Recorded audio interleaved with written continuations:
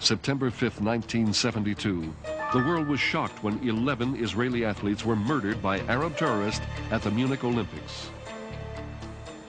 A radical group called Black September had infiltrated the area where 10,000 athletes were staying. At 5 a.m., the terrorists broke into the Israeli dorm. A coach managed to sound an alarm, allowing 18 team members to escape. But 2 athletes were shot and 9 were taken hostage. By 9 in the morning, the Olympic Village was surrounded by hundreds of police officers and 24 sharpshooters. At noon, the extremist group announced their demands: the release of 100 Palestinians from Israeli jails and their own safe passage out of West Germany. Negotiations ensued, but Israel would not meet the terrorist demands. The terrorists and their hostages were flown by helicopter to a West German air base where a plane was waiting. At the airport, German sharpshooters opened fire. The terrorists fired back, and all 9 Israeli hostages were killed, along with 4 of the 7 terrorists and a German police officer.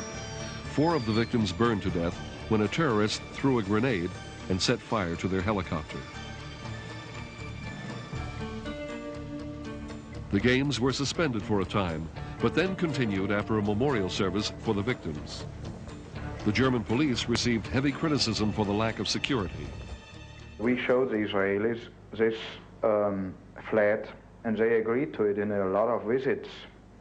But maybe neither they nor we took into consideration this event which arrived, which came from outside the Olympic Village. In Israel, thousands of mourners, including fellow athletes, attended the funerals. In reprisal raids, Israel dropped bombs on Palestinian guerrilla bases. Officials tried to explain why the tragedy occurred. First, there was the decision of the Israeli government not to give in to the demands of the terrorists under any circumstances. And second, the decision of the German government not to let the perpetrators and hostages leave the country. I would emphasize that I consider both decisions to be right. The Arab terrorist attack on the Israeli athletes on September 5, 1972, was the darkest day in Olympic history. It was ironic and tragic that an event with the sole purpose of celebrating brotherhood and athletic excellence would be the stage for a bloody terrorist act. Sadly, it showed us how far mankind still had to go to achieve true peace and unity.